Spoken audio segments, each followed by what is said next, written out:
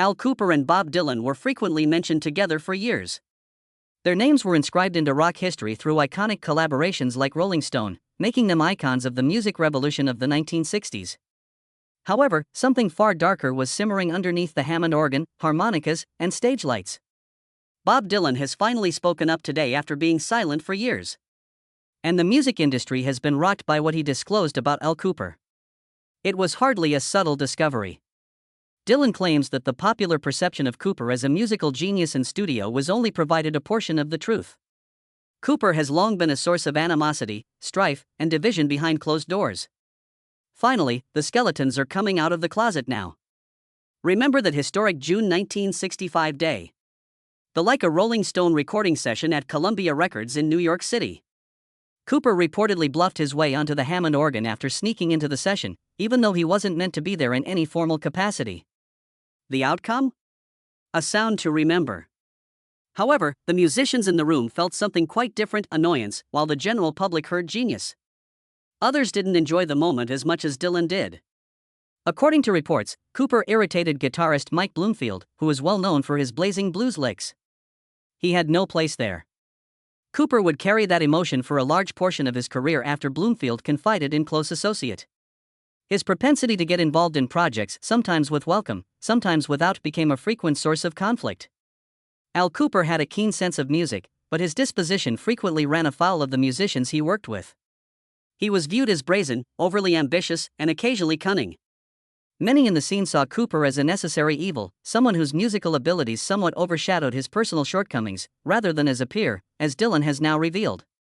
"Yes, it was really wild if you had that, but I'm just a little sorry I can't be there to take part." Consider Cooper's brief, flaming time with the band Blood, Sweat and Tears, which he helped build. Creative disagreements soon turned into heated disputes. Kooper had an image of a horned rock band. Something else caught the attention of the others. Depending on who you think, he was out, pushed, or jumped within months. In any case, his departure was accompanied by years of silence and resentment. Cooper's bandmates weren't the only source of his troubles. In recording sessions with well-known artists such as Leonard Skinner, tensions were frequently high. Although he produced their first 3 albums, insiders claim that his dictatorial personality and perfectionism caused numerous arguments. According to reports, Ronnie Van Sant became weary of Cooper's Yankee haughtiness, an attitude that repeatedly surfaced during recording sessions. After Van Sant accused Kooper of burying the band's essence beneath a slick sound, one engineer recalled a near-physical altercation. They did not finish The Grudge, but they did finish the record. Session musicians also caused issues. After only one encounter with Kooper, some of them refused to come back. One bassist remembered Kooper smoking constantly and shouting angry remarks in between songs, demanding more than 50 takes of the same riff and refusing to compromise. Others claimed that Kooper micromanaged so much that meetings resembled dictatorships rather than cooperative efforts. And the artists weren't the only ones. Kooper was regarded by producers and engineers as a man who was prone to talking over others and who didn't take criticism well. He wanted to do things his way or otherwise. He would completely disregard timetables, override decisions, and abruptly remove mixtures, which would result in delays and cost overruns. The outcome? Kooper was frequently both clever and lonesome. Even if the road to success was paved with broken hearts and bruised egos, some claim that the only reason he continued to be hired was because the final product was too good to ignore. Cooper's talent for setting bridges on fire was among his most remarkable life traits. His conflict with Blood, Sweat, and Tears star Steve Katz developed into a lasting animosity. In private, Katz once called Kooper unworkable. Their hostility went much beyond disputes in the studio. According to reports, Katz would skip industry gatherings if Kooper was invited, and they would spend decades without exchanging words. The musical circle they had shared was further shattered when mutual acquaintances were compelled to take sides. Kooper had run afoul of jazz players even outside of the rock world, who believed his crossover efforts denigrated the genre. Kooper allegedly stormed offstage mid-set at a 1976 Jazz Fusion Festival in Chicago after receiving public criticism from a well-known saxophonist for using gimmicks to contaminate jazz. Kooper became enraged as the outburst escalated into a backstage brawl, which led to his exclusion from subsequent festivals. A brief partnership with Stephen Stills in the 1970s came to an abrupt end after a few weeks when studio arguments over creative issues descended into yelling contests. Kooper didn't know how to compromise because he was accustomed to being in charge. During one furious argument, Stills allegedly tossed a chair across the room, accusing Kooper of making egotistical choices that undermined the music.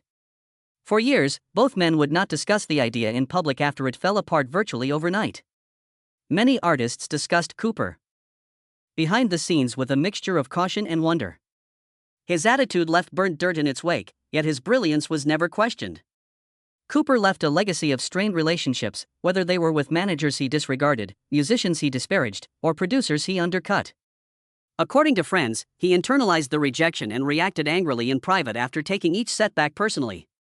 He retreated for months at a time, harboring past grievances and reliving every altercation like a taped record.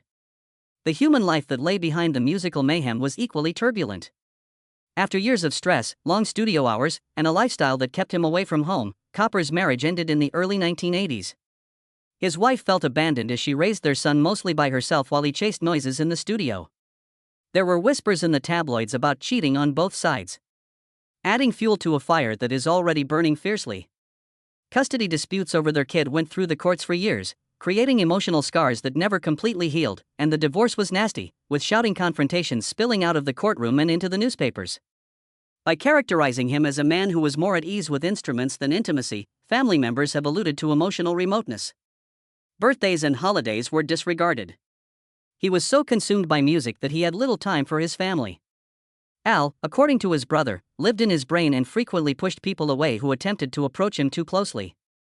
Kooper was too proud to pursue loved ones who eventually gave up trying. Friends came and left. Numerous others felt as though they were only required when Kooper requested something.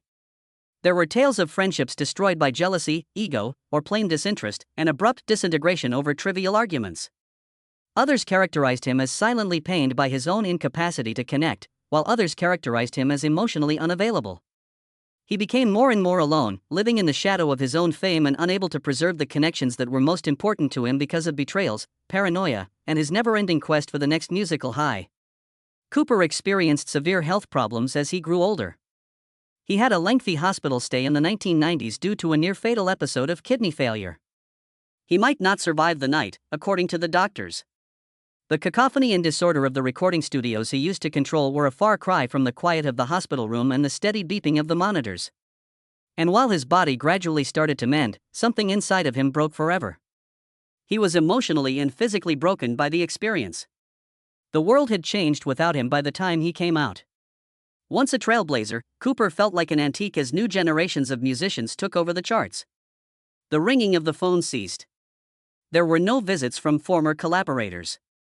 The invitations ceased to come in.